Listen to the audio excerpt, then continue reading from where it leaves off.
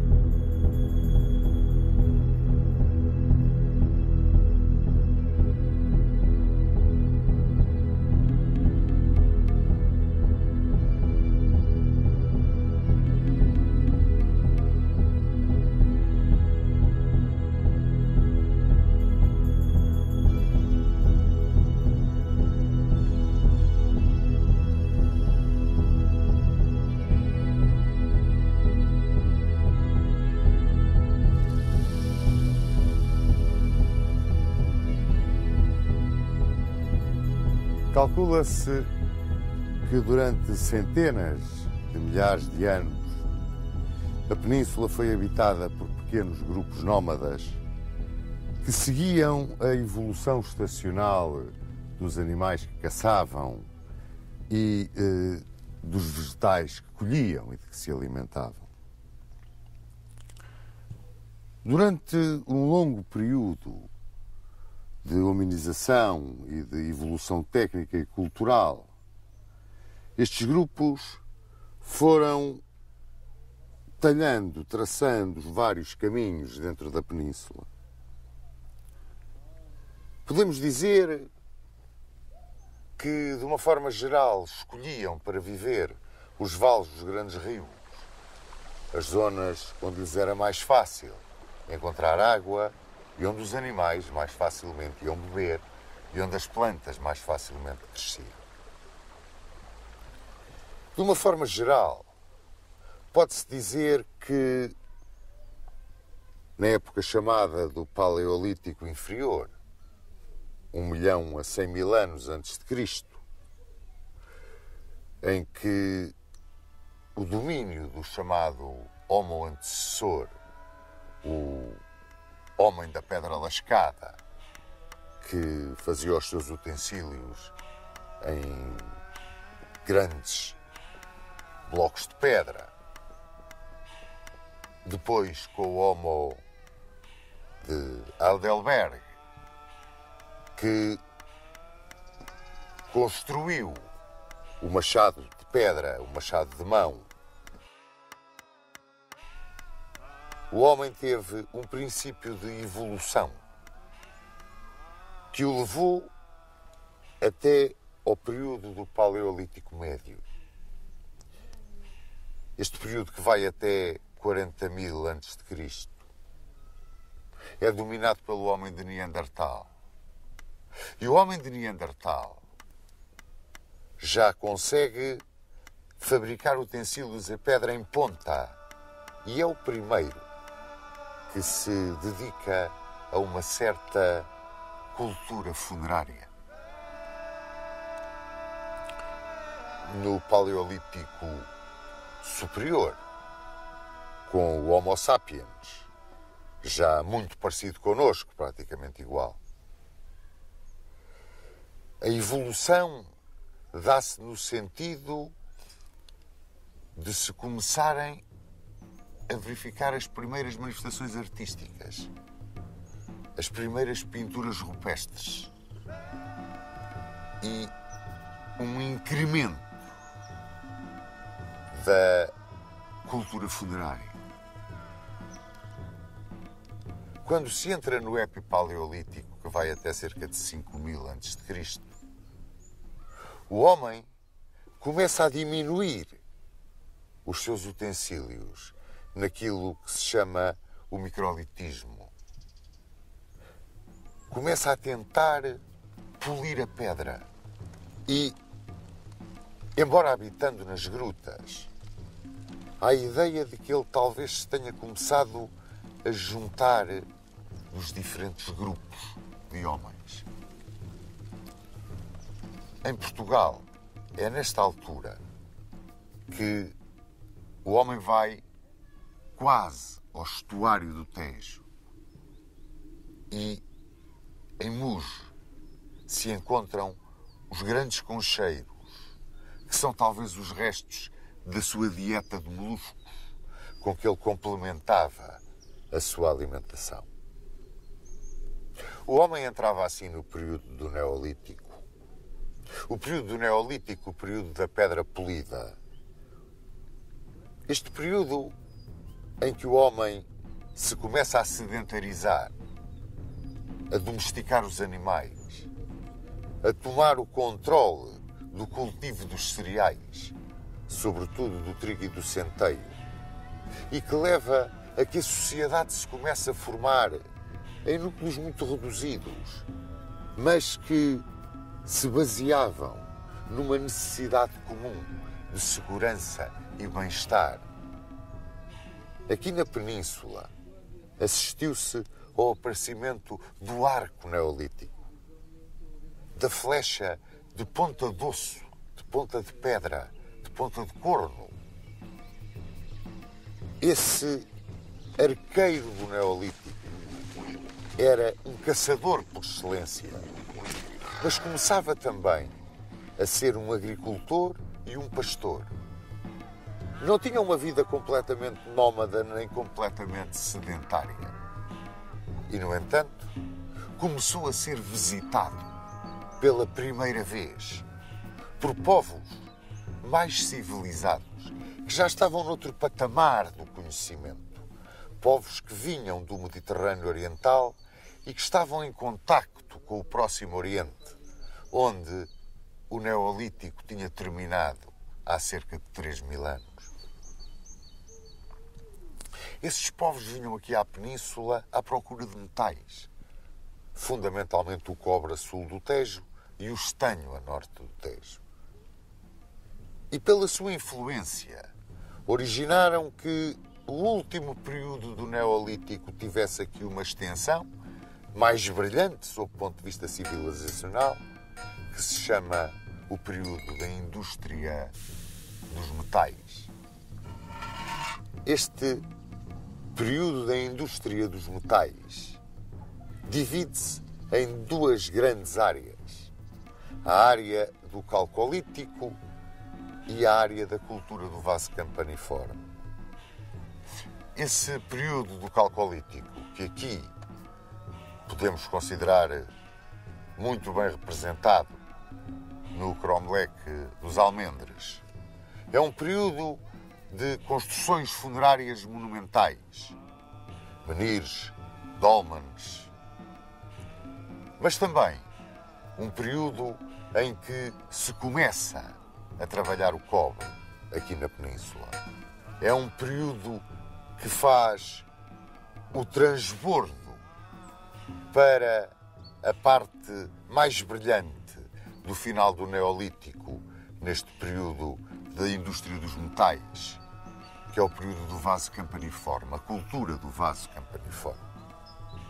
De qualquer forma, aproximamo-nos do ano 1000. Estamos perto de entrar na Idade do Bronze. Aqueles que visitam a Península têm aqui, nos vales dos rios sobretudo, verdadeiras cidadelas, onde guardam os minerais e onde guardam muito do cereal que também negociam com os peninsulares. Hoje em dia pode-se considerar que os habitantes iniciais da Península vieram de 3 regiões: do Cáucaso, do centro da Europa e do norte da África, e que aqui se juntaram e se misturaram. Chamaram-lhes os iberos.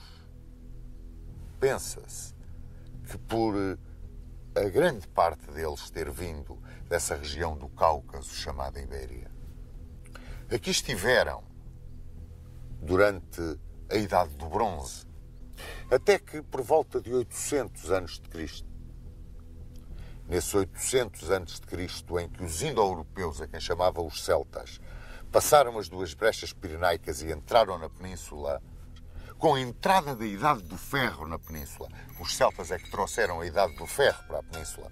Primeiro houve uma repulsa, mas depois juntaram-se, aglutinaram-se, formaram uma entidade, chamados os celtiberos.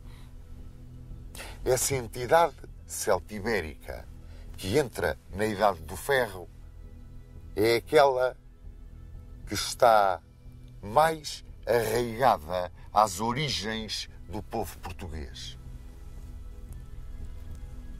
Os celtiberos começaram a ser visitados primeiro pelos fenícios, que vinham da sua colónia de Tiro. A seguir aos fenícios vieram os gregos. Esses já começavam a negociar também no campo dos cereais, importavam o nosso trigo, o nosso centeio. Vieram muito ao Vale do Tejo. Muitas tribos dos povos peninsulares começaram a viver nos sítios altos, em pequenas aldeias chamadas castros, fortificadas. Uma vida agropastoril extremamente dura. Os cartagineses que para aqui vieram começaram a substituir os fenícios como negociantes. Mas durante as guerras púnicas encontraram na Península um manancial para reforçarem o seu potencial humano. E não só. Daqui levavam soldados, daqui levavam cavalos. Quando os cartagineses entraram num contacto mais profundo com os povos peninsulares, podemos dizer que os povos peninsulares se encontravam divididos em 2 grandes grupos. Os edetanos, de uma origem ibérica e que habitavam na costa mediterrânica e no sul, e os peledanos, de origem mais indo-europeia e que habitavam na fachada ocidental e no norte. Nestes peledanos, na fachada ocidental, vivendo uma cultura castreja, duros, tenazes, estavam os lusitanos. E esses, sim, são os nossos mais antigos parentes.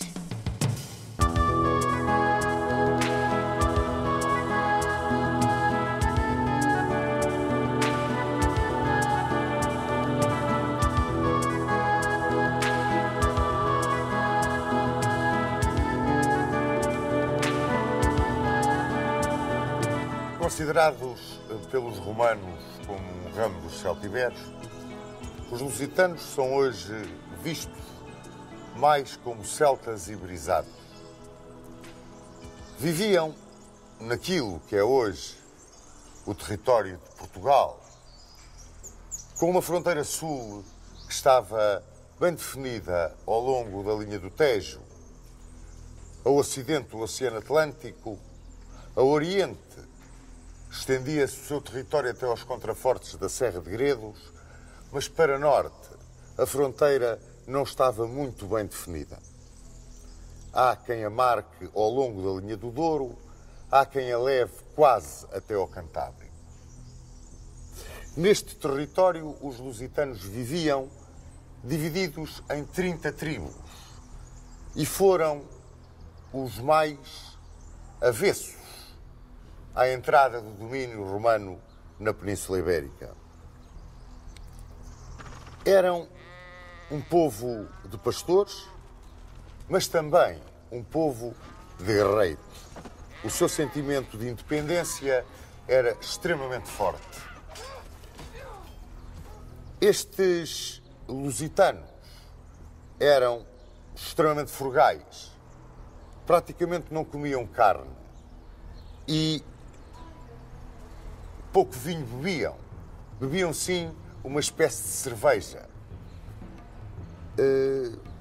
Comiam pão de bolota moído, portanto pouco trigo plantavam. Eram muito dados às atividades físicas. Eram grandes atiradores de arco, ótimos esgrimistas de espada curta e lança, peritos no combate corpo a corpo. E o que desfaz um pouco a ideia de que eles eram montanheses é que estavam habituados ao combate e eram especialistas no combate montado e em espaços muito abertos. É engraçado que, vivendo aqui junto do Atlântico, não eram um povo ribeirinho. Eles não usavam o salmarinho, usavam a salgema. E, praticamente, a sua rudeza levava-os a viver nos pontos importantes, em pequenas aldeias fortificadas, a que chamavam os castros. De uma forma geral, elegiam os seus chefes entre os melhores guerreiros e distinguiam-se os chefes dos demais membros da tribo porque usavam nos braços umas argolas, a que os romanos chamavam vírias. Daí, aos chefes lusitanos, de uma forma geral, eles chamarem os viriatos. Dentre os viriatos, houve um que se destacou, e destacou-se à roda do ano 150, 148 a.C. Foi o homem que conseguiu fazer frente a Roma, ganhar contra Roma e procurar uma aliança dos demais povos peninsulares contra a ocupação romana. A ocupação romana começou à volta de 219 a.C. e vem na sequência das guerras púnicas. É sabido hoje que tropas lusitanas estiveram no exército de Aníbal Barca na Batalha de Trébia e que o acompanharam na invasão de Itália. Inicialmente, os romanos na península tinham tido uma entrada relativamente pacífica e tinham conseguido, através da negociação, da aceitação, do comércio, de uma captação cultural, tinham conseguido, de uma forma relativamente pacífica, entrar junto de grande parte dos povos da península, sobretudo daqueles da fachada mediterrânica. Mas com os lusitanos as coisas foram diferentes. Aí, 50 anos antes de aparecer Viriato, destacam os romanos dois líderes lusitanos. Um foi Púnicos, outro foi Césaros, contra quem os romanos tiveram que travar grandes combates. Vinha-lhes daqui a fama de guerrilheiros, porque em caso de derrota refugiavam-se nas montanhas, no território de Portugal, sobretudo na Serra da Estrela, onde eram temíveis na guerra de guerrilha. A primeira ação de Roma, que consegue congregar muitas das vontades das 30 tribos dos lusitanos, deveu-se ao pretor Sérvio Sulpício Galba. Sérvio Sulpício Galba, curiosamente, foi o homem que no Senado disse que aqui nos confins da península havia um povo que não se governava nem se deixava governar. E que esse povo eram os lusitanos. Sérvio Sulpício Galba conseguiu, até certo ponto, controlar a situação militar com as tribos lusitanas e ofereceu-lhes um acordo de paz. Os lusitanos teriam que se dividir em 3 agrupamentos, que seriam reunidos em 3 locais distintos, entregariam as suas armas e as melhores terras ser-lhes iam entregues para eles se deixarem daquela vida, segundo Galba, de banditismo e latrocínio em que andavam envolvidos. Assim que os apanhou, foi um massacre. E desse massacre salvou-se o tal Viriato, que iria passar à história como o grande líder dos lusitanos. Começou por revoltar as tribos que estavam na margem direita do Tejo, que se estendiam até ao chão sagrado da Serra da Lua, que é a Serra de Sintra. É curioso aqui acrescentar que os lusitanos eram politeístas, mas tinham um deus superior que era Endovélico. Precisamente o santuário de Endovélico era na Serra da Lua, na Serra de Sintra. A revolta das tribos dirigidas por Viriato foi um sursum corda para os lusitanos. Viriato era um guerreiro de tal forma excepcional que os romanos chamaram-lhe o Aníbal Bárbaro. Tinha diferentes formas de combater. Tanto podia, dentro de uma clássica maneira de combater dos lusitanos em caso de derrota, recorrer à guerrilha nas regiões mais elevadas, como era um excepcional líder de cavalaria, como usava vários artifícios, digamos, militares para conseguir as suas vitórias. Roma mandou contra ele grandes generais. Um deles, Caio Lélio, foi vencido num grande combate com cavalaria. É engraçado verem que um dos campos de batalha favoritos dos lusitanos era na Bética, na atual Andaluzia, entre Sevilha e Carmona, ali numa zona extremamente aberta, extraordinariamente plana, onde se podem empregar grandes massas de cavalaria. E os lusitanos eram peritos no combate a cavalo. Combatiam 2 homens em cima de cada cavalo. Um era, por assim dizer, o transportador até ao campo de batalha, o outro saltava, armado de espadas ou lanças curtas, e conseguiam, num movimento de vai e vem, desarticular as rígidas formações da legião romana. Foi o que sucedeu com Caio Lélio. Outro grande chefe romano que veio à península foi Caio Nigídio. Para aí houve uma receita diferente. Em Viseu existe a Cova de Viriato, pois nessa Cova de Viriato seria um antigo acampamento romano. Viriato conseguiu desorganizar a defesa do acampamento com touro. Aguilhoou e largou-lhes os touros.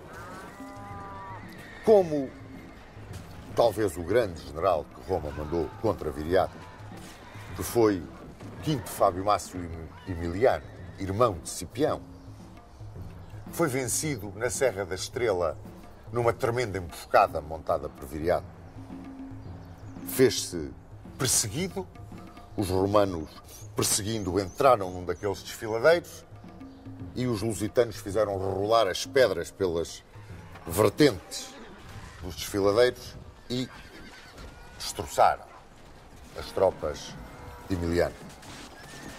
Depois da sua vitória sobre Quinto Fábio Máximos Emiliano, que foi a mais brilhante de todas as suas campanhas, Viriato venceu ainda Serviliano, mas perante a força de Roma, sobretudo perante a força das legiões de Servílio Cipião e de Marco Pompílio, Viriato teve que assinar a paz. E ao assinar a paz, assinou também a sua sentença de morte.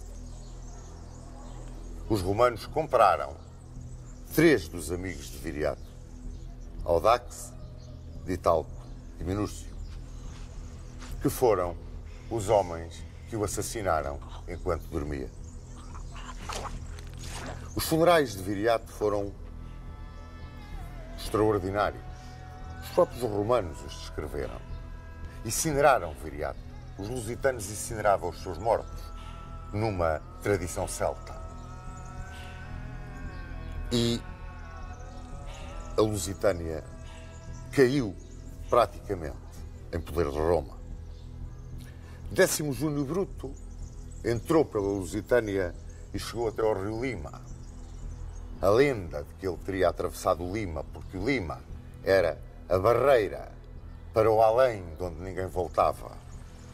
Décimo Júnior Bruto atravessou o Lima a cavalo sozinho e foi para o outro lado, onde agora dizem que está o Monte de Santa Luzia, ao pé de Viana do Castelo. E daí chamou os seus legionários para se juntarem com ele. Quando, por volta de 80, entre 80 e 70 a.C., em Roma, a guerra civil entre Mário e Sila chegou ao fim com a vitória de Sila, os partidários de Mário fugiram, exilaram-se. E um deles foi Quinto Sertório e veio para a Península Ibérica. E aqui foi convidado pelos lusitanos para seu chefe. E aceitou esse convite na luta contra Sila. Sertório, além de ter sido um grande general, venceu Lúcio Fufídio. É o seu gênio militar que obriga a que Roma enviasse à Península Pompeu. Sertório foi, sobretudo, o primeiro homem que, de uma forma pacífica, conseguiu uma certa romanização dos bárbaros lusitanos. Estabeleceu uma capital política em Évora, a Liberalita Júlia dos romanos. Em Osma, colocou um centro de estudos. Conseguiu mesmo fazer um arremedo de Senado e, aplicando os princípios dos Gracos, procurou conseguir entre os lusitanos uma certa democratização. Foi assassinado por Perpena, o seu lugartenente. Quando Roma não podia com alguém, é claro, mandavam matar, era um dos sistemas que os romanos tinham. E pagavam a peso de ouro o ver-se livres desse inimigo. Depois da morte de Sertório e depois da grande ação militar de Pompeu, as últimas resistências dos lusitanos naquilo que é o território português foram vencidas por Caio Júlio César. Reparem, 2 nomes, talvez os mais sonantes da República Romana. Entre os seus generais, Pompeu e César, vieram aqui para poder dominar os lusitanos. E a última resistência, que naquilo que é o território de Portugal, os lusitanos terão apresentado a Roma, apresentaram-na nas Berlengas. Depois, já em 19 depois de Cristo, a última das últimas resistências foi a do Castro de Medulho, junto do Rio Minho, mas aí já era insignificante a resistência dos lusitanos. Pacificada a península, a Hispânia Ulterior e a Hispânia Citerior, as diferentes províncias, a Tarraconense, a Galécia, a Bética, a Cartaginense e a Lusitânia, que tinham então fronteiras perfeitamente definidas. A Lusitânia foi dividida em 3 conventos. Era uma organização administrativa de Roma. Um era o convento emeritense, que tinha a capital em Mérida. Outro, o convento pacense, com a capital em Pax Júlia, Beja. E outro, o escalabitano, com a capital em Scalabis, que era Santarém. A este escalabitano pertencia Conímbriga. Este final, Conímbriga, briga, tem qualquer coisa muito céltico. Conímbriga era uma cidade que estava a cavaleiro da via que ligava o Licipo, Lisboa, a Bracar Augusta, Braga. E tinha uma extraordinária importância. Aqui perto havia uma cidade muito mais pequenina, que era Iminium.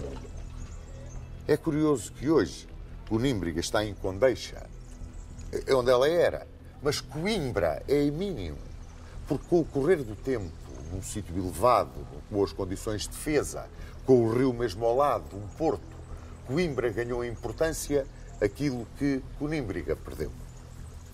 E como é que esta Lusitânia estava organizada? Em 45 ou 46 cidades. Estas cidades tinham 5 de colonos romanos. 2 eram famosas. Eram Pax Júlia e Scalabis. Tinham uma cidade que tinha um município romano, o Licipo, Lisboa. 3 cidades onde se aplicava a lei do antigo Lácio e que eram Libralita Júlia, Évora, Mértola e Salácio, que era Alcácer do Sal. A Mértola chamavam Mirtília, parece-me. E tinham depois 36 ou 37 cidades estipendiárias. Não tinham cidades livres. As cidades estipendiárias pagavam tributo. Eram as cidades dos povos que tinham resistido à ocupação romana, que não se tinham entregado pacificamente a Roma. E a existência destas cidades estipendiárias e a não existência de cidades livres demonstram bem até que ponto a resistência dos lusitanos foi para Roma um problema muito difícil de resolver.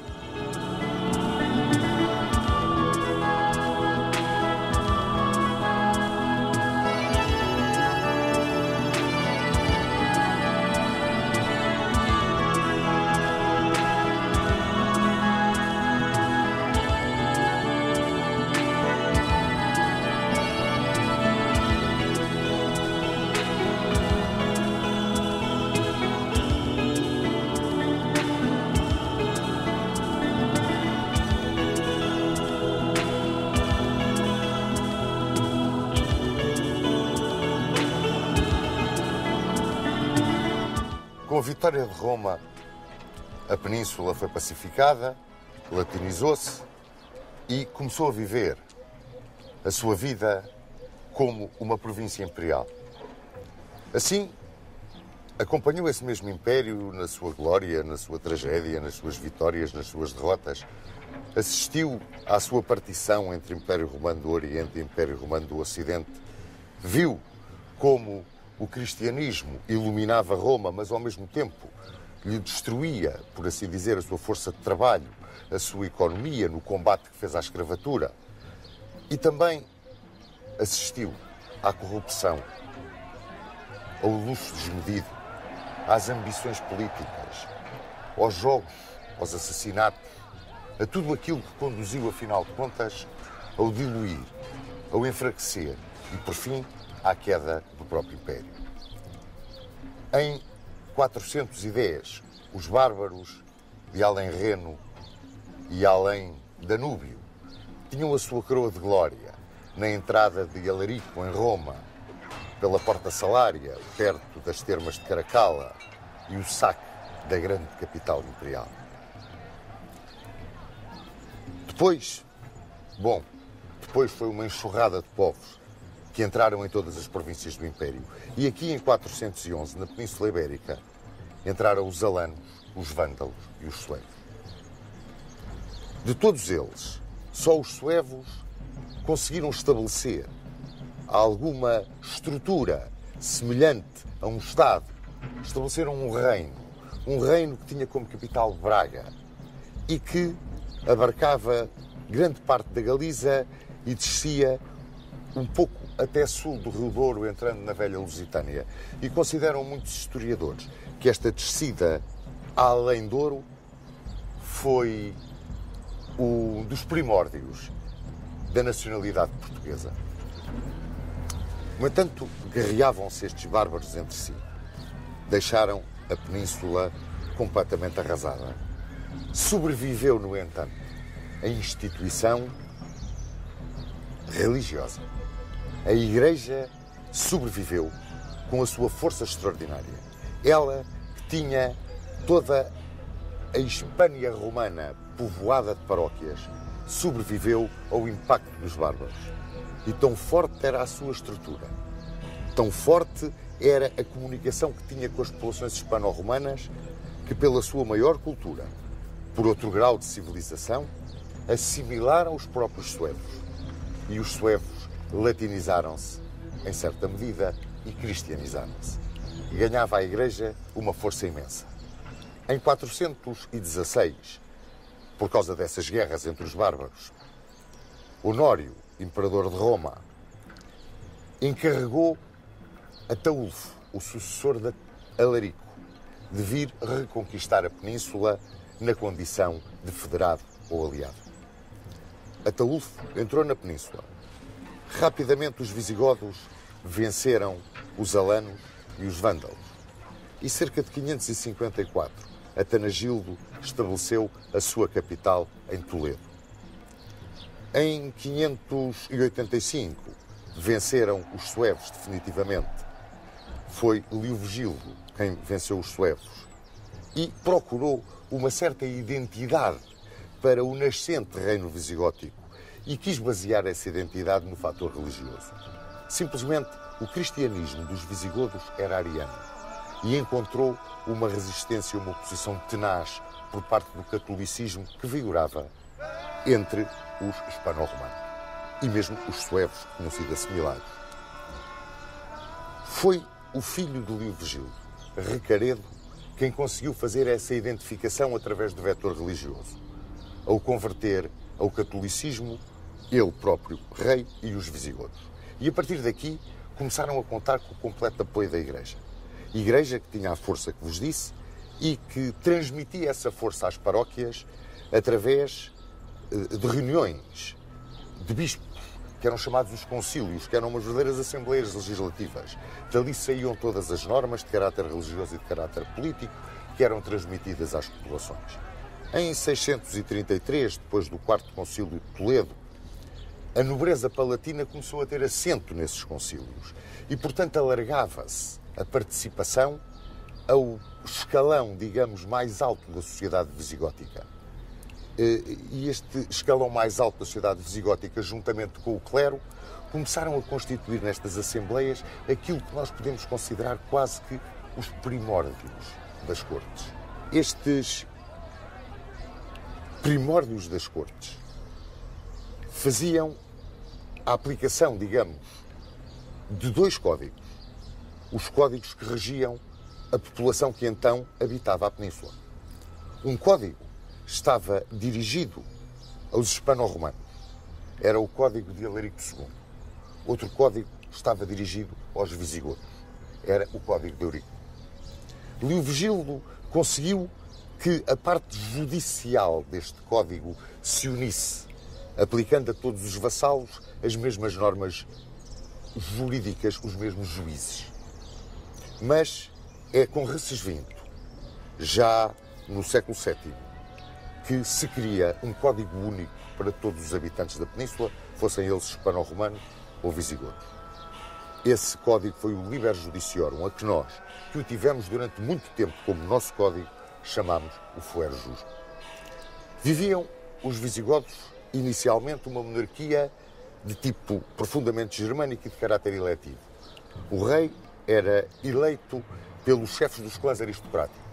E isto originava que muitas vezes, na altura das eleições, pois houvesse profundas perturbações internas. Leovigildo criou um novo tipo de monarquia, a monarquia hereditária. E, no entanto, esta monarquia hereditária padecia um pouco da falta de legitimidade que lhe dava a eleição do primo inter pares. E assim, os reis visigodos da monarquia hereditária começaram, por assim dizer, a comprar essa legitimidade. Compravam-na junto da grande nobreza, compravam-na junto do clero. E compravam-na mediante a concessão de poder. Esse poder significava o poder dado em terras.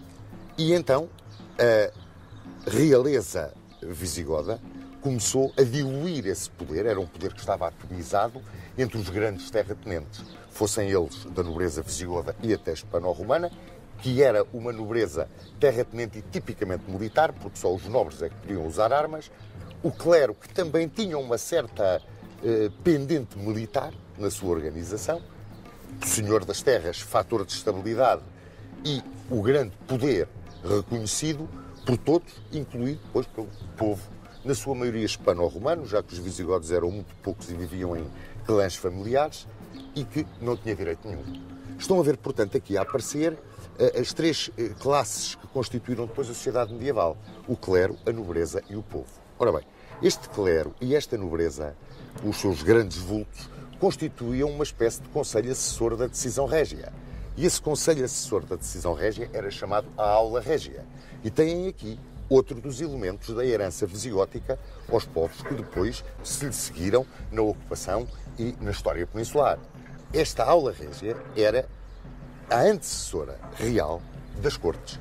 Temos, portanto, uma herança visigótica dada por uma monarquia hereditária, com o poder atomizado, diluído entre uma grande nobreza e um clero poderosíssimo, um povo que não tinha direito nenhum e trabalhava, a realeza assessorada pela aula régia, que eram as cortes, por assim dizer. Bom, esta instabilidade que se criava, porque ao atomizar o poder criou-se a instabilidade dos nobres e do clero entre si chocarem por privilégios e por quererem muitas vezes derrubar a própria monarquia, derrubar a própria dinastia que reinava, e isso sucedeu no século VII ao ponto de haver inúmeros regicídios, numa época que ficou conhecida pelo nome de Morbus Gotorum. Esta instabilidade tinha fatalmente que se refletir na vida e na duração do próprio Império Visigótico.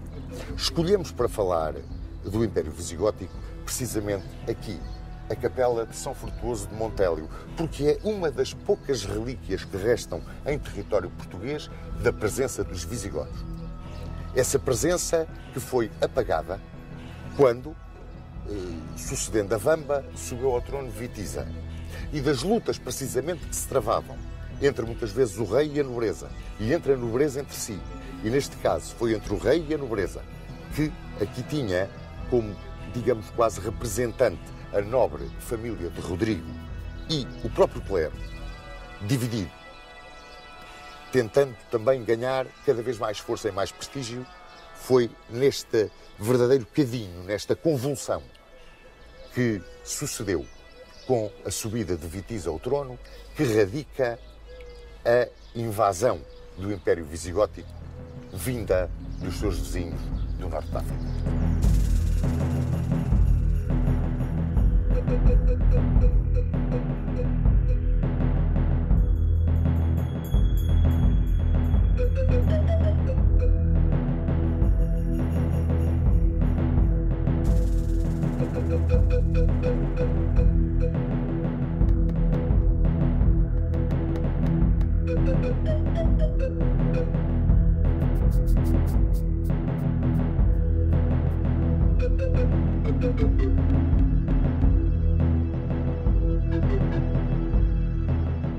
Os primeiros relatos que nós temos da chamada campanha do Guadalete vêm na crónica Silêncio e na crónica Rotense. Referem os agravos que Witiza, rei dos visigodos, fez à estirpe de Rodrigo. E Rodrigo foi quem lhe sucedeu no trono, derrubou Witiza, prendeu, mandou-lhe arrancar os olhos. Era uma prática que os visigodos tinham nestas ocasiões.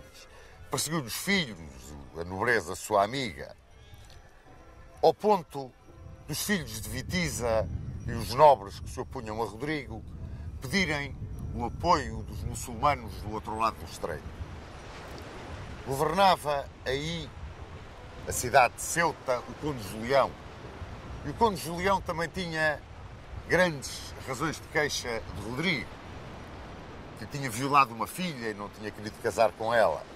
Portanto, quer de um lado, quer do outro do estreito, havia um grande ódio e uma grande vontade de derrubar Rodrigo. E essa vontade vinha ao encontro da vontade dos muçulmanos, que havia muito tempo sonhavam com conquistar o Andaluz, que era a maneira como eles chamavam a Península Ibérica, o Andaluz. Era então governador Musa ibn Nusair, era o governador árabe do norte da África. Tinha durado, pois desde o início da pregação de Maomé na Península Arábica até ao século VIII, 80 anos, foi quanto levou aos muçulmanos para se estenderem até à costa atlântica do Atlas marroquino. E os revoltosos contra Rodrigo pediram a intervenção de Musa no Andaluz. Assim, em julho de 710, a primeira expedição de guerreiros muçulmanos contra Algeciras que saquearam acabou no reconhecimento da região para uma invasão de maior dimensão. E essa invasão teve lugar também em julho de 711 e foi comandada por Tariq ibn Ziyad. A esquadra de Tariq passou o estreito, desembarcou em Algeciras, as forças concentraram-se no Calpe. A partir daí passou a chamar-se Gibraltar, Gerb al-Tariq, o rochedo de Tariq, e marcharam contra as forças de Rodrigo. Os visigodos e os muçulmanos focaram nas margens do rio Guadalete. Este rio Guadalete que aqui passa.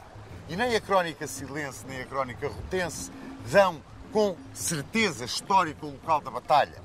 Calculam os historiadores que ela se tenha travado a algures entre Medina Sidónia e Puerto de Santa Maria, aqui na zona onde nos encontramos. E essa batalha foi uma batalha que durou, a campanha, durou 8 dias. E segundo a crónica silense, na batalha decisiva, no auge da refrega, as forças visigodas que eram comandadas pelos filhos de Witiza e pelo bispo Opas viraram-se contra Rodrigo.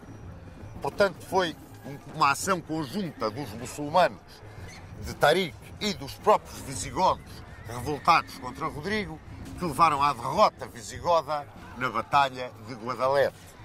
Não se sabe do destino de Rodrigo, mas segundo a crónica rotense, teria sido, muito depois, século XI, localizado o túmulo de Rodrigo em Viseu.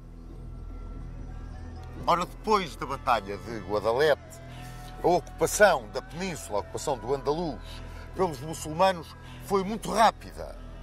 Em 719, eles praticamente dominavam toda a Península Ibérica. E entusiasmados com esta vitória, invadiram a Gália. E em 732 foram derrotados por Carlos Martel na Batalha de Poitiers e regressaram ao seu Andaluz, à Península. E o Andaluz passou a constituir uma província pertencente ao Califado de Damasco.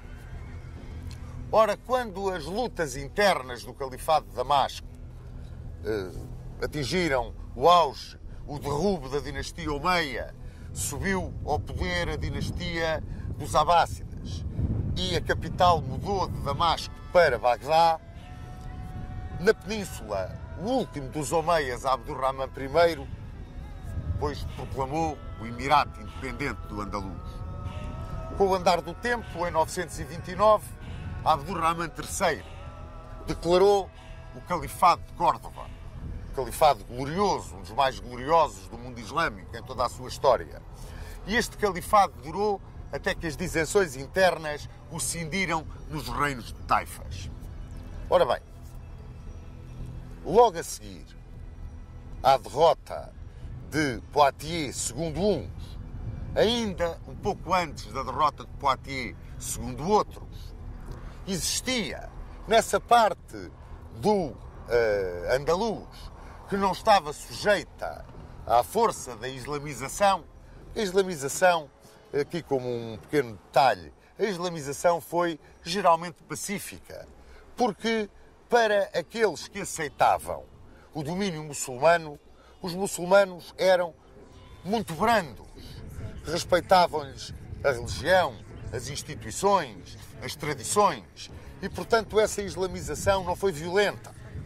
Mas na zona do Cantábrico e em alguns vales pirinaicos reuniram-se grupos de resistência hispano-romano-godos, e o mais importante deste grupo de resistência tinha a sua capital em Cangas de Onis. E aí se terá formado o núcleo fundador do Reino das Astúrias.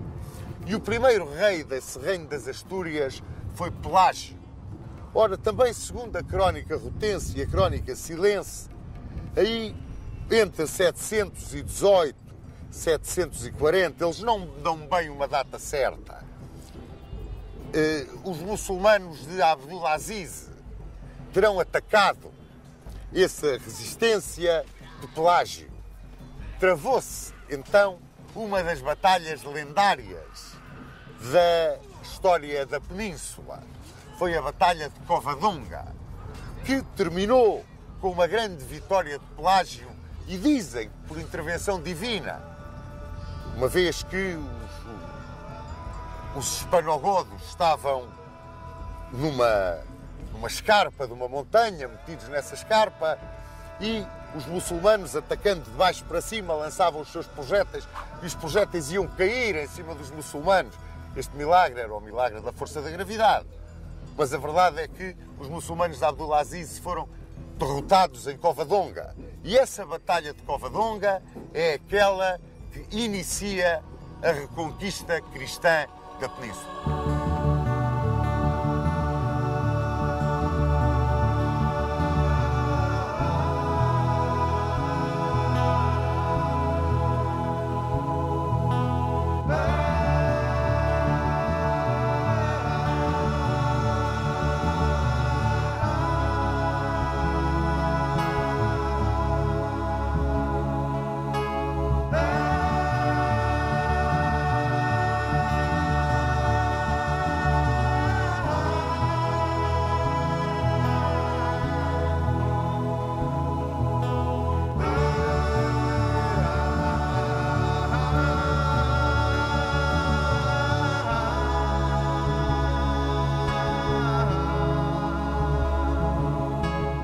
Vencedor em Covadonga, Pelágio iniciou a monarquia asturiana, a minúscula monarquia cristã das Astúrias, herdeira das tradições e das leis visigóticas. E Pelágio levou-a mesmo até às suas origens, ao reinstaurar o caráter eletivo da realeza. A ele sucedeu Fafila, e a Fafila é um homem extraordinário. Sucedeu-lhe um homem verdadeiramente extraordinário, que foi Afonso I. Afonso I foi o verdadeiro reiniciador, o verdadeiro iniciador da reconquista cristã. Foi ele quem começou a fazer profundas incursões no território muçulmano. A Afonso I sucedeu Fruela I, o homem que alargou a monarquia asturiana sobre o território dos Vasconcelos e que fundou o Burgo de Oviedo. E a monarquia asturiana passou a ter o nome de Monarquia de Oviedo. É mais ou menos por esta altura que no andaluz sucedem os confrontos civis, que são o reflexo das lutas entre omeias e abássidas que levaram ao Califado de Córdoba. E neste tempo, uma série de obscuros monarcas reinam em Oviedo, mas vão alargando o território cristão. Temos Bermudo I, Ordonho I, Afonso II e, sobretudo, Afonso III, a quem chamaram o Grande. O homem que leva as fronteiras do Reino de Leão até ao Douro. Quando ele morre em 910, é aí que estão as fronteiras do reino cristão, no Douro. E é curioso que depois dele sucedem uma série de pequenas guerras entre os cristãos, mas essas pequenas guerras enfraquecem-nos, e enfraquecem-nos de tal maneira, e são de tal forma um convite aos muçulmanos, que o grande general do califado, o último grande general do califado, Almansor, consegue empurrar a fronteira cristã praticamente até às faldas das Astúrias. É o último grande general, o último grande vulto do califado, porque a partir dele o califado vai se cindir, vai se estilhaçar nos reinos das taifas. Ora, aproveitando esse estilhaçar dos reinos das taifas, há um monarca cristão que se destaca de todos os outros que reinaram até agora no Reino de Leão. É Sancho de Navarra. Sancho de Navarra consegue uma homogeneidade de esforços dos reinos cristãos e vem novamente até o Douro. É um homem de uma extraordinária personalidade, é um grande chefe militar e legou à cristandade um filho magnífico, Fernando I, a quem chamaram o Magno. E é Fernando I que sobe ao trono por volta de 1037, na altura em que o califado se estilhaçou, pois, como vos disse, está absolutamente envolvido em grandes guerras entre os reis das taifas, que Fernando o Magno decide, com base no território da Galiza, no riquíssimo então território da Galiza, lançar a sua grande ofensiva da Reconquista. Uma grande ofensiva que se vai produzir em 3 faixas. A faixa central de Castela, com a linha de partida, digamos, na região de Zamora. A oriente, a faixa de Navarra, que vem desde os Pirineus Vascos e se dirige na direção do Mediterrâneo. E a ocidente, a faixa de Leão. A faixa de Leão que é a verdadeira alavanca de manobra de Fernando Magno. O facto de ele ter tomado como base logística a Galiza vem um bocado contrariar, para não dizer que, sob um ponto de vista militar, contrariar frontalmente a tão falada teoria do armamento. Vários autores, o professor Veríssimo Serrão, o professor Saraiva, o professor Matoso, ultimamente a têm combatido. A teoria do armamento assentava no seguinte: quando Afonso I lançou as suas grandes incursões, teria, depois de vencer os muçulmanos, agarrado na população que tinha ficado na terra e tê-la ia levado para as Astúrias com ele. Essa população que ficava era, na sua maioria, população moçárabe, ou seja, hispano-romano-godos, cristãos que tinham aceite a lei, as tradições, os costumes dos muçulmanos, mantendo a sua religião, o que era respeitado por eles. Ora, se isto fosse assim, eu penso que não seria possível que a Galiza, em 1037, 1055, servisse o rico território da Galiza, que nós sabemos ter sido um dos campos de batalha mais sangrentos do início da Reconquista, que esta Galiza servisse como base logística para o lançamento das operações de reconquista de Fernando Magno. Mas nós sabemos que nesses territórios que eram reconquistados pelos cristãos e abandonados pelos muçulmanos, chamavam-lhes as presúrias. Normalmente eram entregues a um senhor, que até podia ter sido o seu conquistador pela força das armas, para que o recuperasse, repovoasse e voltasse a amanhar a terra, para que a terra produzisse, para que não fosse uma terra de matagal, não se tornasse num matagal. Como muito bem dizem, e é um ditado popular que um grande autor do momento o emprega numa sua obra, entre mortos e feridos alguém havia de escapar. E realmente eram esses moçárabes que ficavam agarrados à terra e que eram protegidos pelo senhor a quem a terra era entregue. Ora, nesta Galiza, que ia servir de base de partida a Fernando Magno, existia desde tempos imemoriais uma pequena póvoa que estava na foz do Rio Douro, a que os romanos já chamavam Portus Cale, a que no tempo de Almansor os muçulmanos chamavam Bordcal, e que foi em 864, mais ou menos, reconquistada e entregue sob o governo, a presúria de Portugal, sob o governo do conde Vímara Pérez. Esse coração, esse embrião do Portugal onde nascemos, começou aqui, precisamente aqui, nas margens do Douro.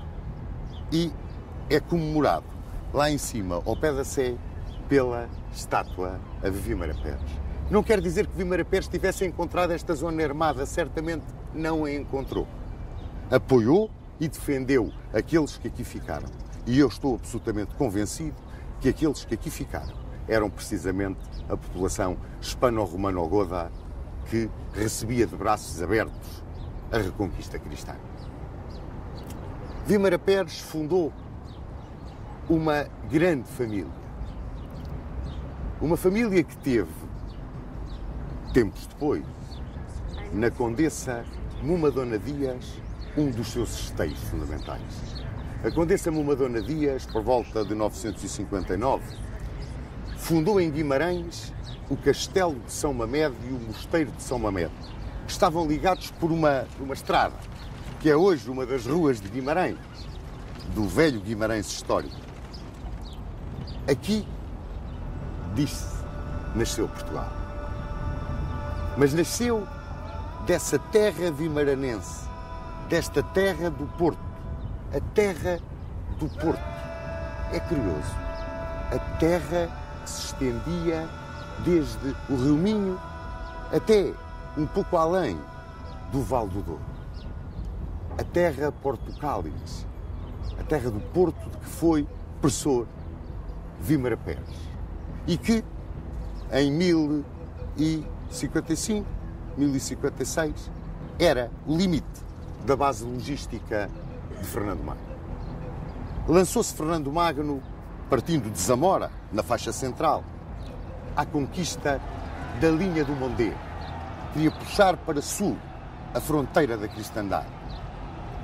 Apanhou Tarouca, Viseu, Lamego e, no início de 1063 ou 1064, recebeu a visita do poderoso senhor de Tentugal, um moçárabe chamado Segenano.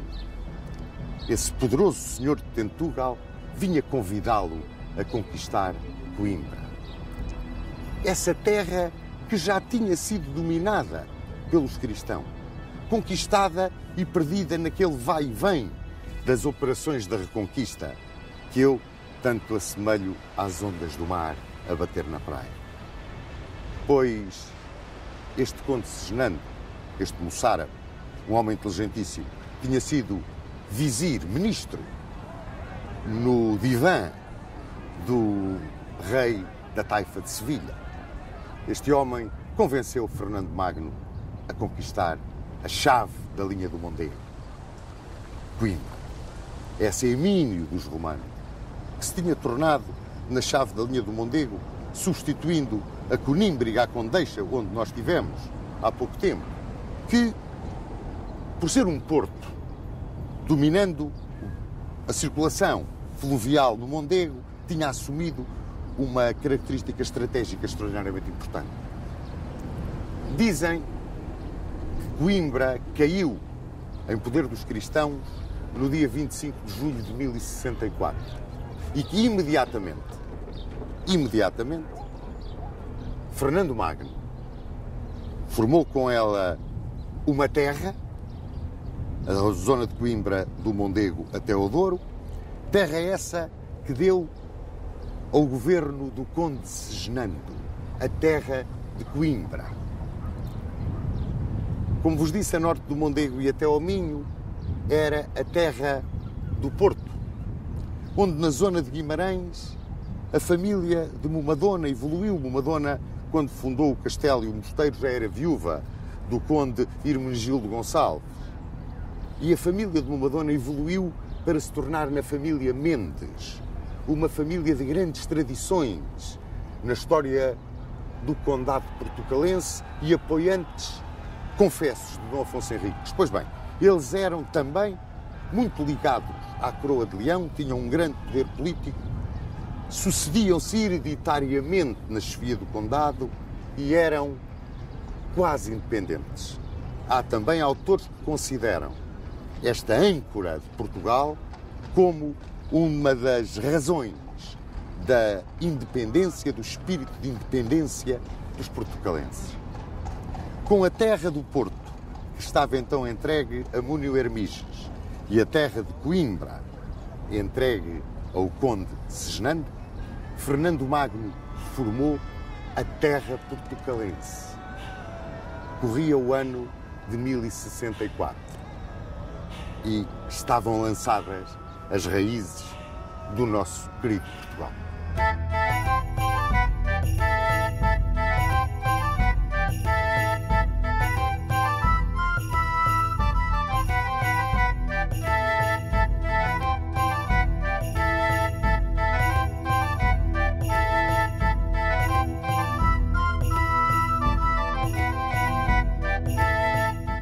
A morte de Fernando Magno em 1065 e as disposições do seu testamento levaram ao desmembrar da poderosa monarquia castelhano-leonesa entre os herdeiros do grande imperador das Espanhas. Assim, a Sancho II correspondeu Castela, a Afonso VI correspondeu Leão, às filhas Urraca e Elvira corresponderam Zamora e Toro, e ao filho mais novo, Garcia, correspondeu a Galiza. A Galiza, agora tornada em reino e acrescentada da terra portucalense. Durou pouco a concórdia entre os herdeiros de Fernando Magno e, logo em 1070, Sancho II procurou, numa violenta guerra intestina, reunir novamente as diferentes partes do império do seu pai. Em 1072, durante o cerco de Zamora, que foi brilhantemente defendida por Dona Urraca, Sancho II foi morto numa sortida dos sitiados e imediatamente Afonso VI, que se encontrava refugiado junto dos mouros em Toledo, apareceu para tomar conta dos tronos de Leão e Castela, uma vez que Sancho II tinha morrido sem herdeiros. Restava-lhe agora Garcia. E contra Garcia se voltou Afonso VI. Venceu, prendeu-o no Castelo de Luna e reconstituiu o Império das Espanhas sob o seu comando político e comando militar. É curioso quando se fala de Garcia e do reino da Galiza, porque em 1071, num combate que não está muito bem definido, vive no meio do nevoeiro da história, os barões de Entredor e Minho, chefiados pelo conde Nuno Menendez, que era da família de Momadona Dias, foram vencidos em Pedroso, nas margens do Cávado, num combate que é considerado por muitos historiadores como o primeiro grito da revolta dos barões de Entredor e Minho. E esse nebuloso combate pode-se considerar, por assim dizer, o arranque da história militar de Portugal. Mas, regressando a Afonso VI, à sua governação civil e militar, em 1085 lançou-se ele na grande aventura de continuar a reconquista cristã. E com um grande exército, meticulosamente, criteriosamente preparado, através de uma proclamação à cristandade. Um exército que reunia castelhanos, leoneses, galegos, aragoneses, italianos, alemães, franceses, foi conquistar a cidade de Toledo. E em 1085 cai Toledo em poder da cristandade e transforma-se no centro da Reconquista. Foi por esta altura que entre os cavaleiros franceses que vieram apoiar Afonso VI, se diz que veio Dom Raimundo de Borgonha. Dom Raimundo de Borgonha, que era sobrinho do grande abade dos abades, Hugo de Cluny, um amigo muito chegado de Afonso VI. Ora, a seguir à sua vitória de Toledo, Afonso VI lançou a Reconquista em duas direções. Uma em direção a Valência, comandada por Álvaro Fanhas, e outra em direção a Sevilha, comandada por ele próprio. Os divididos reinos das taifas, que se guerreavam entre si a todo o momento, uniram-se face ao inimigo comum e pediram a intervenção dos almorávidas do norte da África. E os almorávidas vieram em socorro dos mouros do Andaluz. Vinham comandados por um grande general, um dos grandes generais sarracenos de toda a sua história militar, Yusuf ibn Tashfin. Quando Afonso VI soube que o Tashfin preparava a invasão da península para vir ao Andaluz apoiar os reinos das taifas, mandou fazer um pregão por toda a cristandade, pedindo reforços para a Reconquista. E é então que vem para Portugal Dom Henrique de Borgonha, o quarto filho dos duques de Borgonha, bisneto de Roberto II de França e primo, embora num grau afastado, de Dom Raimundo, que já aqui se encontrava. Organizou-se um grande exército comandado por Afonso VI. Foi contra a invasão almorávida do Tashfin.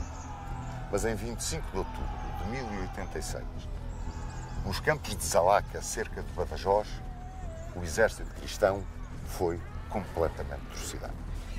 Foi uma derrota clamorosa às mãos do Tashfin. Aliás, primorosamente descrita por Alexandre Herculano. Com esta derrota, tudo parecia que os almorávidas iriam entrar pela zona reconquistada. Mas não. Curiosamente, só fizeram duas investidas. Uma do Sair sobre a Galiza e outra de Almutamide sobre Castela Nova. Assim, porque não exploraram o seu sucesso de Zalaca, imediatamente sofreram, como sempre vos disse, as ondas que chegam à praia, vão e vêm da Reconquista cristã.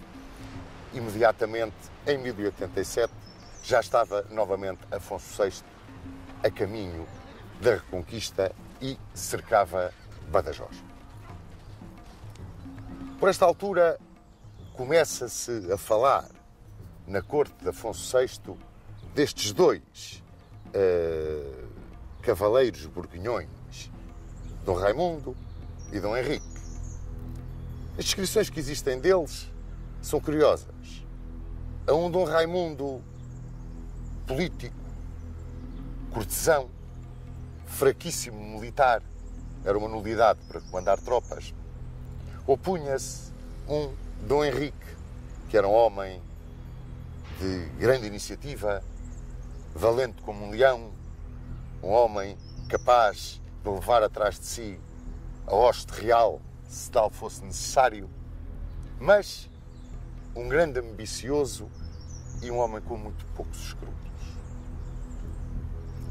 Pois, perante estes dois condes, Afonso VI sentia-se apoiado de uma maneira e de outra, numa altura em que a ameaça almorávida se esbatia um bocadinho por causa das questiúnculas que existiam a nível do interior do andaluz muçulmano é que os almorávidas, que vieram socorrer os reinos das taifas, acabaram por os querer conquistar.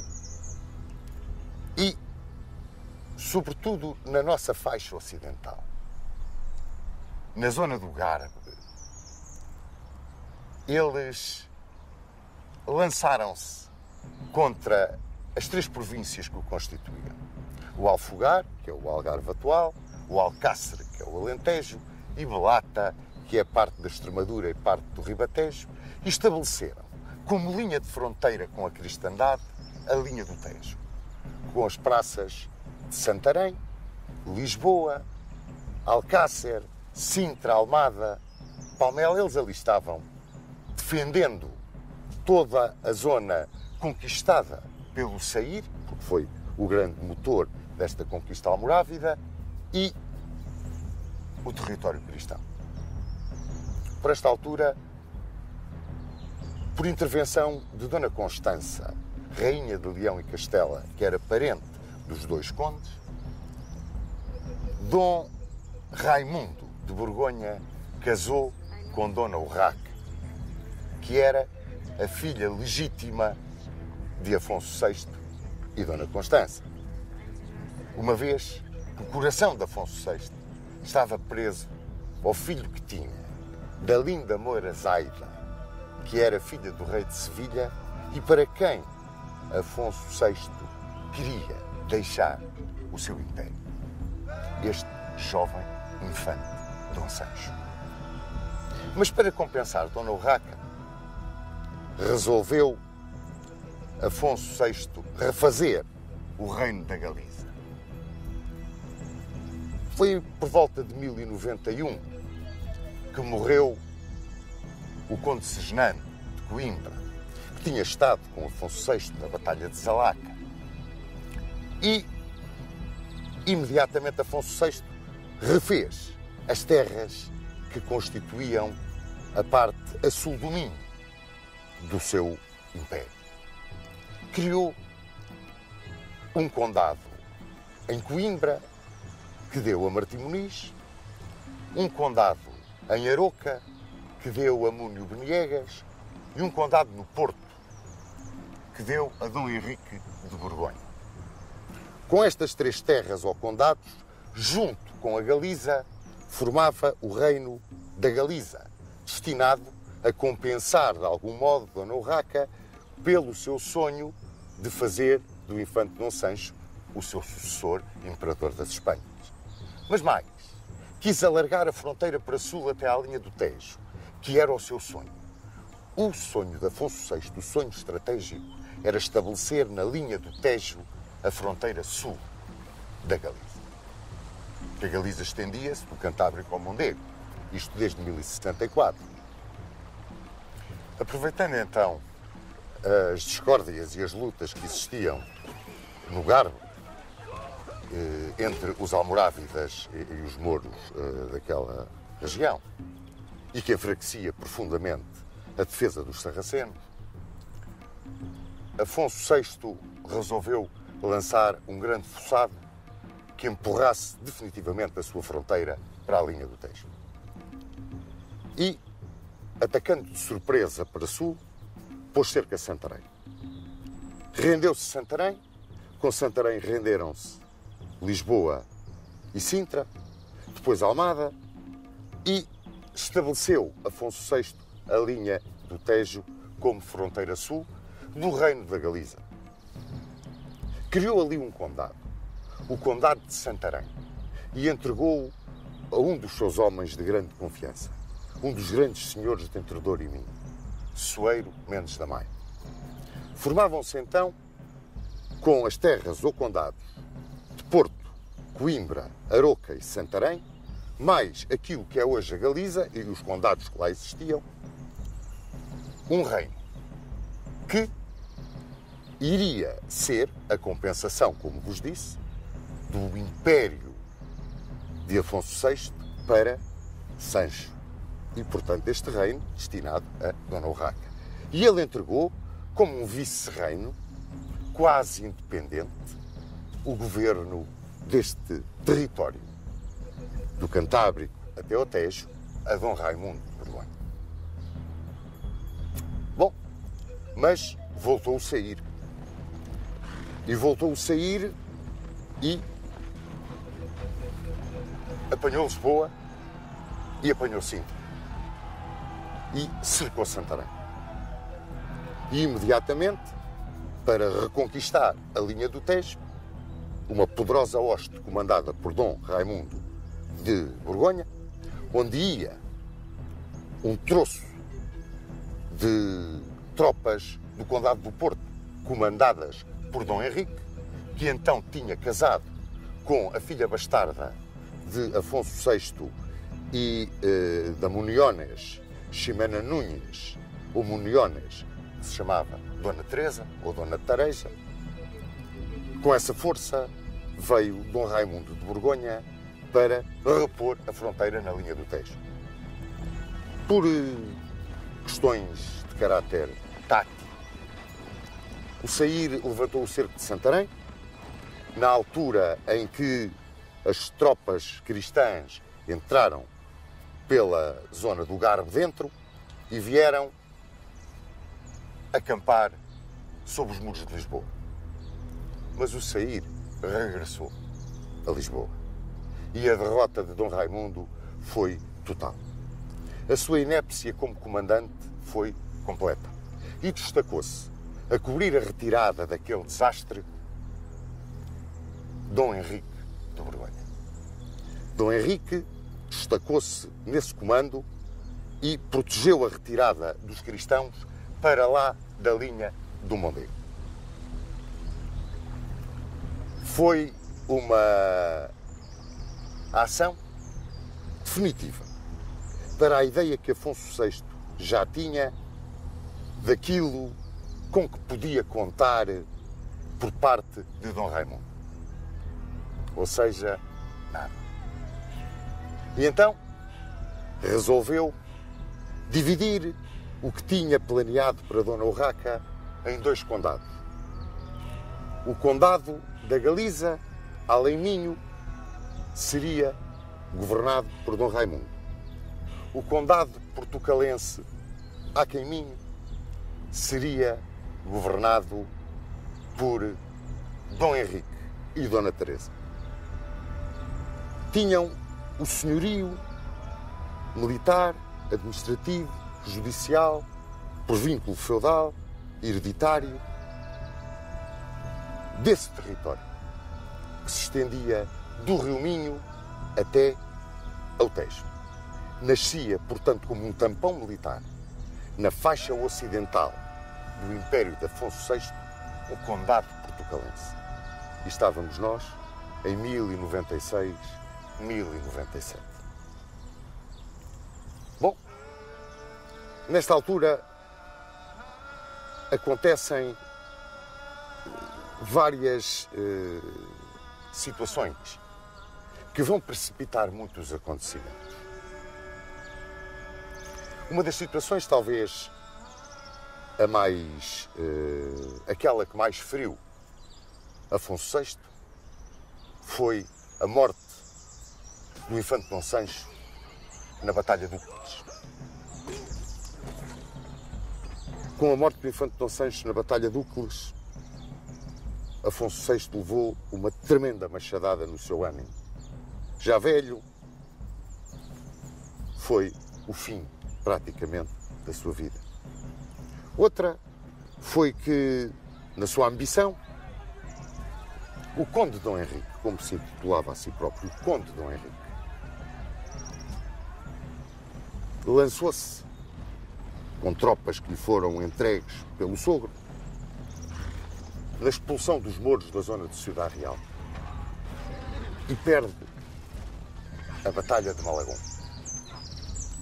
E ao perder essa batalha e para se redimir, decidiu ir para a cruzada.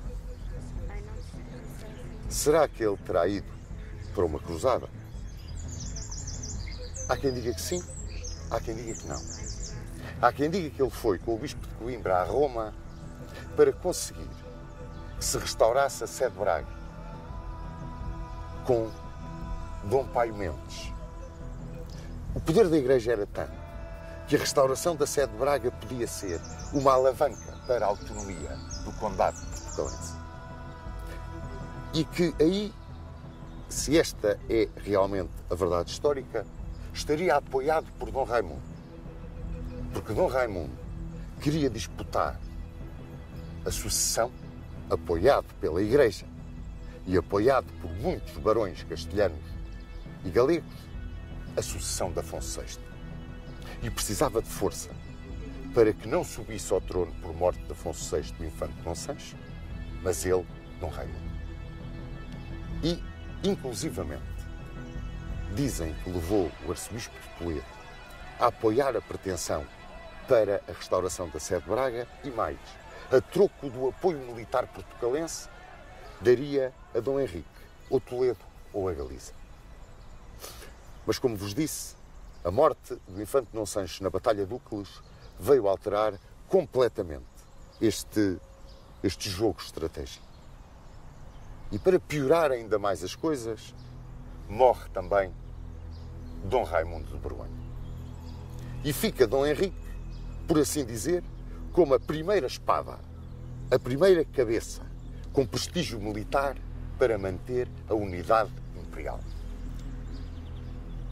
Com a ambição também da sua mulher, que era uma ambiciosa, uma mulher sagaz, inteligentíssima, Dona Tareja, ele fez a corte ao sogro. Estava muito mal, muito vencido, muito derrotado. E foi à Astorga e encontrou o moribundo. E a ideia dele era, dado que o filho único do casal Dom Raimundo de Borgonha, Dona Urraca, o infante Afonso Raimundes, tinha apenas 4 anos, era ele ficar com a coroa imperial. Pois bem, a ideia do monarca castelhano e leonês era outra. Deixava os seus estados a Dona Urraca, menos a Galiza, que seria para Afonso Raimundes. E tudo isto com uma condição: Dona Urraca casar novamente. Em 1091, Afonso VI morre em Astorga. Ora, a decisão de Afonso VI deixou revoltado o conde do Henrique, porque via-se na situação do como conde portucalense ficar na vassalagem de uma criança ou de uma mulher a quem não reconhecia capacidade para manter a unidade do Império, mas também preocupou muito os barões galegos, castelhanos e leoneses, que exigiram que Dona Urraca casasse, muito contra a vontade dela, com Afonso de Aragão, o batalhador. E a primeira coisa que Afonso de Aragão fez foi substituir os alcaides dos castelos, das terras da mulher, por alcaides da sua confiança. E isto revoltou os grandes senhores vassalos de Dona Urraca.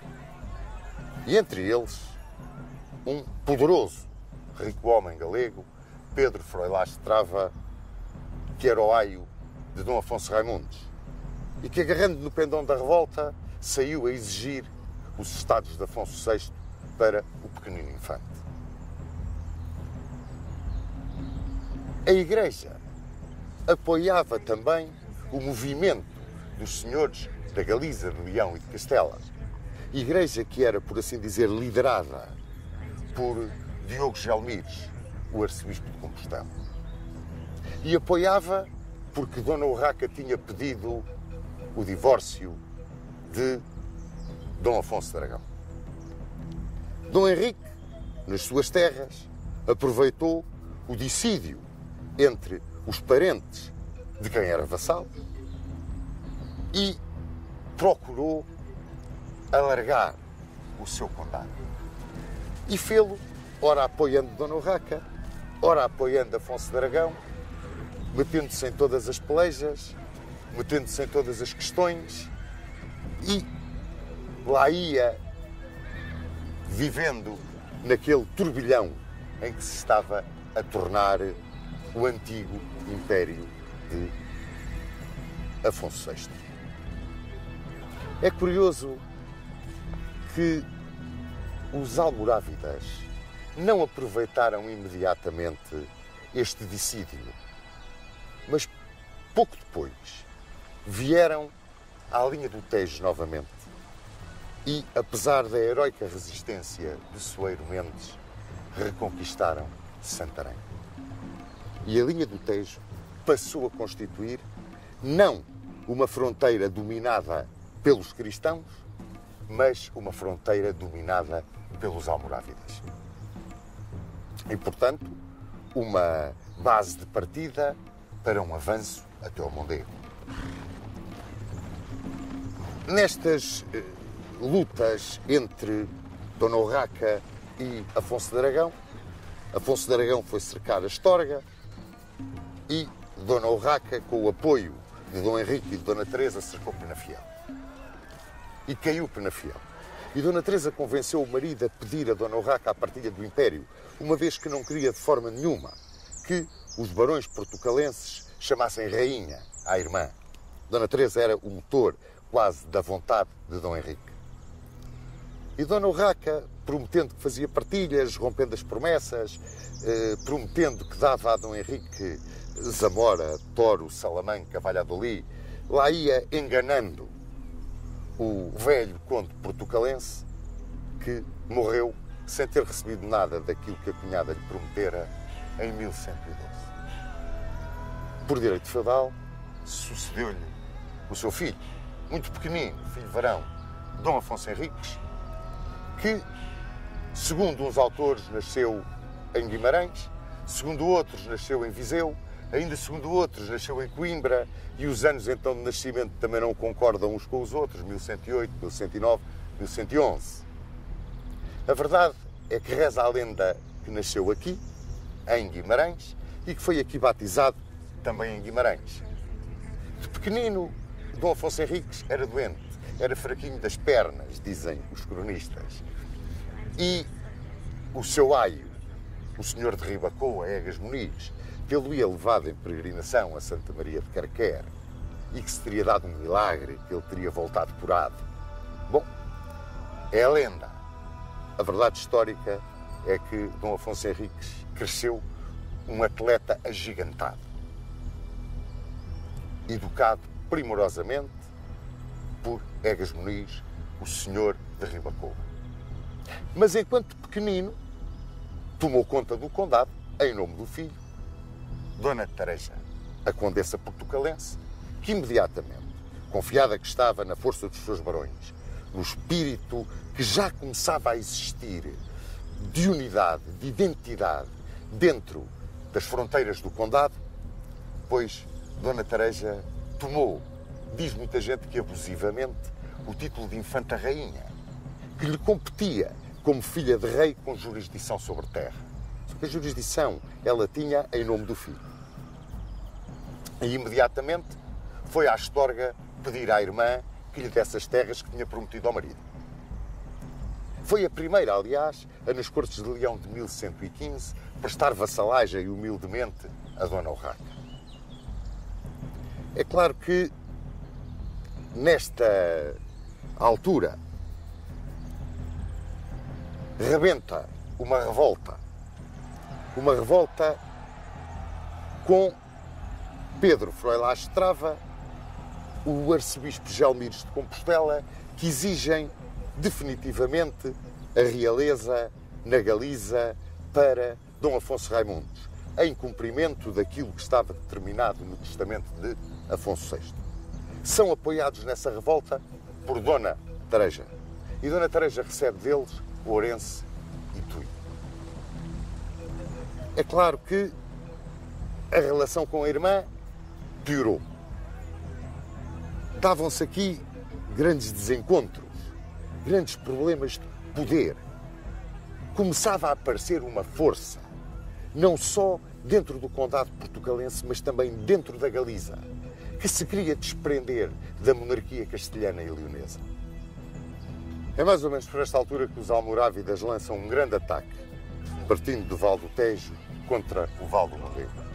E o objetivo desse ataque era Coimbra. Abandonando os seus negócios todos políticos na Galiza, Dona Tareja vai para Coimbra e vai ela defender, comandar a heroica defesa de Coimbra. E aí, Dona Teresa ganhou, se alguma coisa lhe faltava, o amor, o respeito, toda a paixão com que durante um tempo os seus ricos homens a seguiram e toda a população do condado a seguiu. Chegaram ao ponto de lhe chamar rainha, como se pode ver no monumento que ela tem em Ponte de Lima. Mais ainda, ela materializou a ideia de corte do vínculo político com a monarquia leonesa. Ela era uma bandeira de autonomia e independência. Tal era a sua extraordinária força de caráter.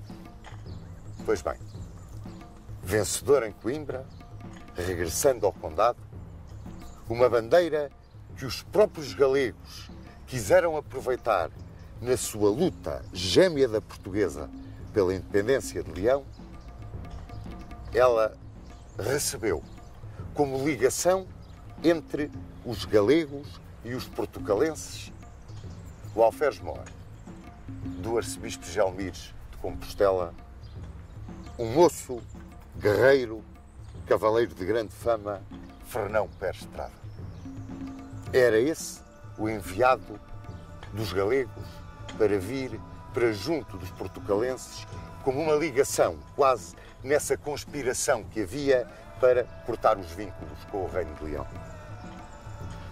E Dona Teresa apaixonou-se por Fernão Pérez Estrada. E a verdade é que Fernão Pérez Estrada também se apaixonou por ela. E foi o princípio da perdição da condessa portugalense. Rapidamente o tornou no governador do distrito do Porto. Deu-lhe uma força extraordinária ao ponto de assinar documentos com ela. E a conspiração forjava-se agora com uma paixão pessoal que era extraordinariamente perigosa, porque os nobres galegos, com a força que tinham da sua extensão territorial, da sua prevalência em todas as questões políticas, se convenceram de que a unidade portucalense e galaica seria feita sobre a soberania galega. Sobre a soberania galega. Então, os senhores de Entrelor e Minho começaram a juntar-se à volta de uma criança de 11 anos, pouco mais teria, 10, 11 anos, que era Dom Afonso Henriques. Viam nele a grande esperança da ruptura dos vínculos com Leão, de uma autonomia e de uma independência que não os levasse imediatamente a seguir a cair sob a soberania da Galiza. Este movimento que via em Afonso Henriques essa bandeira, escolhia o homem certo, educado por Egas Muniz. Com 11 anos já sabia o que queria e começava a ter os seus partidários e mais, a ter voz junto deles. Curioso, numa criança de 11 anos. Porém, Dona Urraca, depois, apercebeu-se de que havia uma conspiração que envolvia galegos e portucalenses. E, em 1121, entrou em som de guerra pelo condado portucalense. E é a primeira vez que com ela vem Afonso Raimundo. E vêm pôr cerco ao Castelo de Lanhoso, onde estava a condessa portucalense, a infanta rainha, rainha para muitos portugueses, como já vos disse, chamada Dona Teresa. O cerco do Castelo de Lanhoso foi feito por Dona Urraca e pelo arcebispo Gelmires. Mas é curioso que, no meio de tanta traição, no meio de tanta intriga, também aí a intriga e a traição tiveram um peso enorme. Exigiram os nobres galegos a Dona Urraca que mandasse prender o arcebispo Gelmires em pleno cerco. E exigiram-lhe que fizesse as pazes de Lanhoso com a irmã. E, contra a vassalagem e subordinação imediatamente prestada por Dona Teresa, Dona Urraca deu-lhe Zamora, Toro, Salamanca e Ávila. Ou seja, Dona Teresa saía da sua derrota com mais força do que aquilo que tinha, se tivesse ganho. E isto ainda aumentou mais o prestígio de Dona Teresa, mas o receio de que esse prestígio fosse usado por Fernão Pérez Estrava em proveito da causa galega e contra a causa portucalense, levou a que a conspiração dos ricos homens dos barões de Entre Douro e Minho se alargasse ainda mais. Já não era um núcleo restrito, começava-se a alargar por todo o território portucalense. E subiu em flecha quando, numa revolta que sucedeu na Galiza, mas que alastrou a Castela e Leão e lançou a anarquia, o pandemónio, nos domínios de Dona Urraca, Dona Teresa e Fernão Pérez de Trava se meteram nela. Meteram-se nela e, imediatamente, os senhores de Entre Douro e Minho viram o perigo que corria o próprio condado perante a anarquia e o poder do conde galego. O poder que ele tinha, que era total dentro do condado portucalense. Por sua vez, castelhanos, galegos, leoneses vêem em Afonso Raimundos, então com 19 anos, o homem que podia suster esta onda da anarquia, que podia realmente trazer a paz, a concórdia e a força novamente ao império de Afonso VI. As coisas agora vão suceder-se em catadupa. Em 1124, Afonso Raimundos arma-se cavaleiro, direito dos reis, em Santiago de Compostela, no altar de Santiago. Ao seu lado, protegendo-o, amparando-o, tem o arcebispo Gelmires. A força da Igreja, a força de todos os senhores que o querem ver rei, imperador. Mas em 1125 é a vez dos portugueses contra-atacarem. E na Catedral de Zamora, no altar de São Salvador, a tal bandeira da independência, a tal bandeira da autonomia do condado, Dom Afonso Henriques, arma-se também cavaleiro ele próprio, direito de reis. Como se os barões portugueses quisessem dizer ao leonês e até a Dona Teresa, este é o rei que nós queremos. Dona Urraca morre em 1126. Afonso VII é jurado rei de Castela, Leão, Galiza e senhor de Portugal. A rebelião portuguesa começa a crescer. A própria Dona Teresa não aceita esta situação de uma subordinação que parece que vai entrar pelo condado dentro. E Afonso VII vai lidar agora com a rebelião portuguesa, as exigências de Afonso de Aragão e a rebelião dos partidários de sua mãe. Aqueles que sempre se opuseram a que ele fosse o verdadeiro sucessor de Afonso VI. Para esses, com a punição e o perdão, acalmou aquela efervescência que existia dentro de Castela, Leão e Galiza. O aragonês, com o pacto de Tamara, arrumou a questão. E com os portugueses, depois de uma concordata de Zamora que lhe permitiu resolver as outras duas situações primeiro, resolveu vir ajustar as contas em pessoa e em força. E na primavera de 1127 cercava aqui, na Praça de Guimarães, Dona Teresa, Dom Afonso Henriques e os partidários de Dom Afonso Henriques.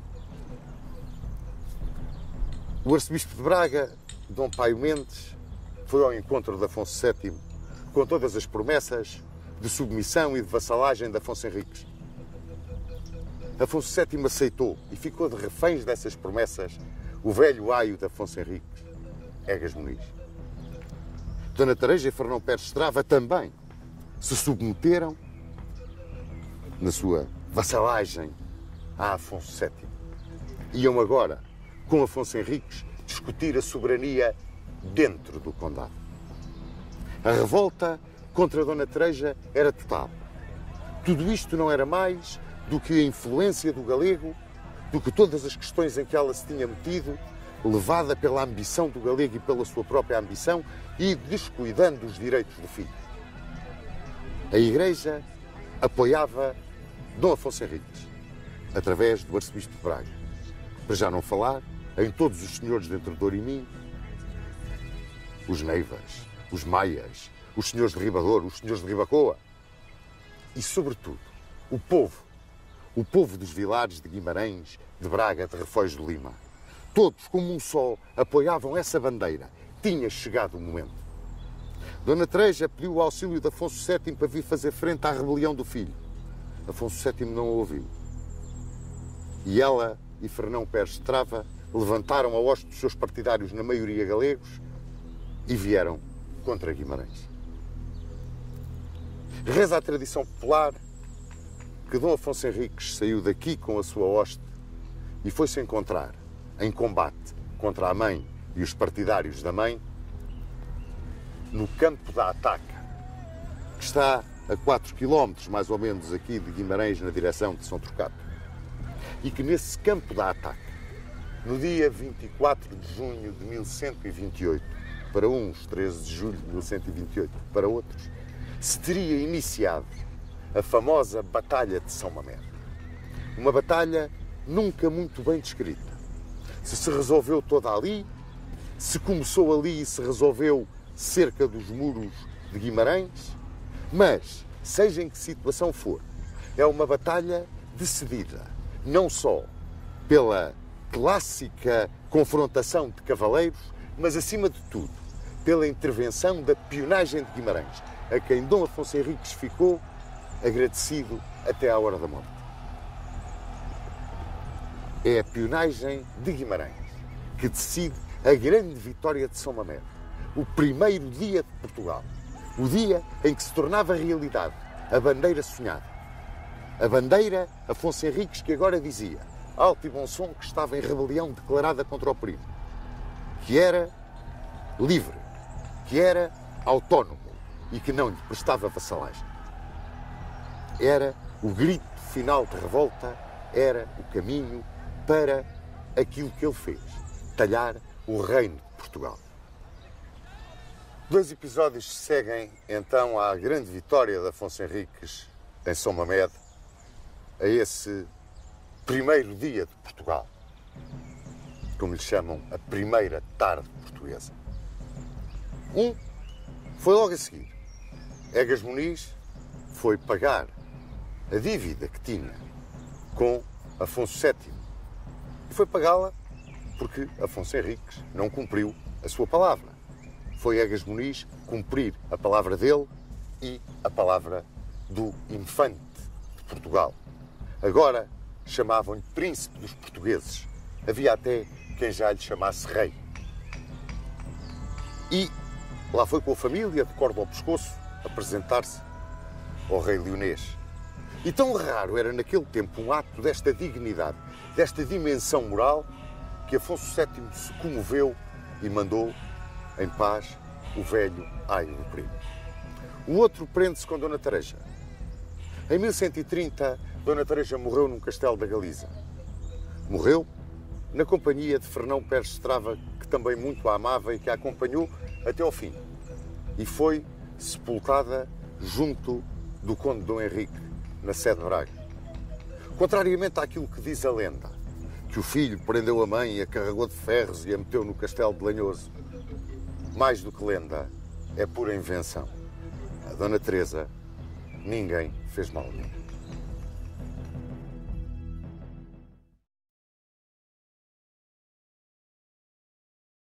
Gostaríamos de saber a opinião do Sr. Dom Duarte acerca do período histórico que medeia entre a chegada a Portugal do conde Dom Henrique e a Batalha de São Mamede. Esse período que se convenciona chamar do Condado Portucalense. Estou convencido que, de algum modo, o nascimento de Portugal como nação era indispensável, porque é uma herança do reino suevo. Os suevos nunca aceitaram o seu domínio pelos visigodos, quando foi das invasões, chamadas invasões bárbaras, e depois a ocupação islâmica, mas que manteve, no fundo, a identidade dos vários povos. Os muçulmanos eram muito poucos, árabes e berberes eram poucos, e tinham um poderio militar e uma organização, mas do ponto de vista numérico não eram muitos.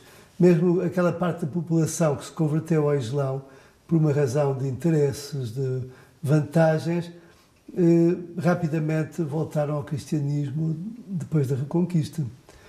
Por isso, nesse sentido, voltou outra vez os sentimentos e as tradições anteriores voltaram à superfície.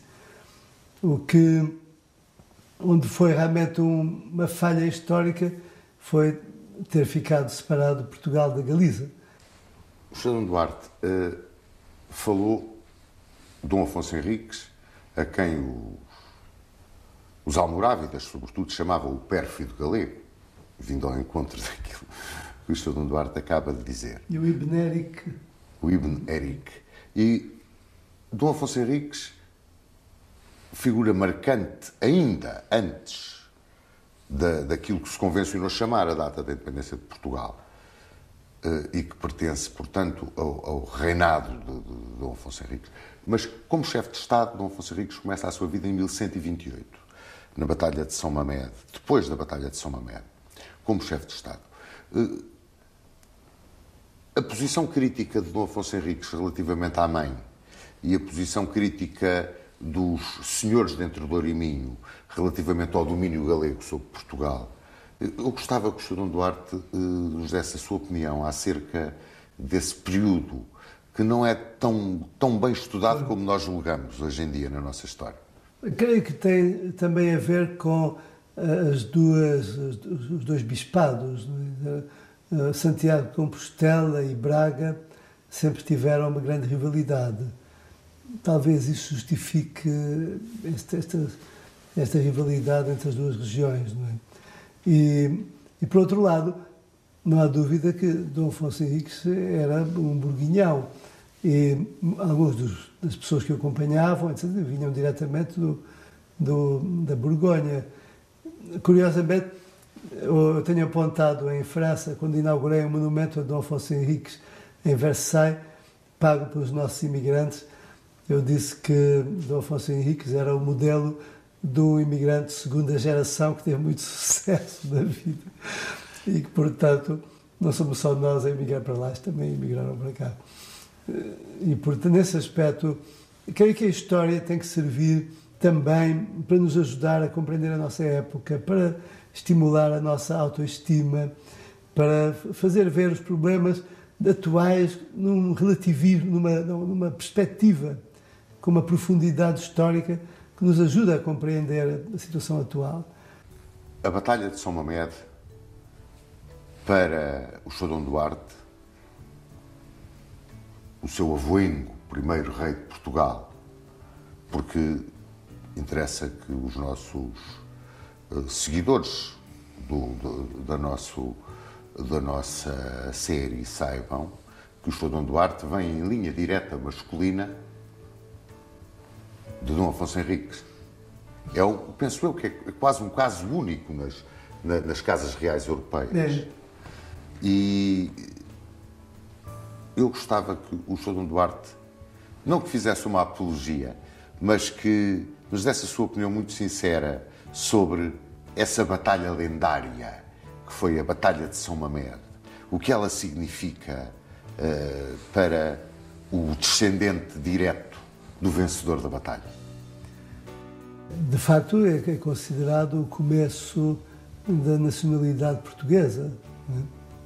Embora politicamente eu acho que é mais engraçado e mais interessante lembrar o Acordo de Zamora.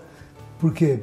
Não só porque foi um reconhecimento oficial internacional da independência de Portugal, mas muito particularmente pelo que aconteceu a 5 de outubro.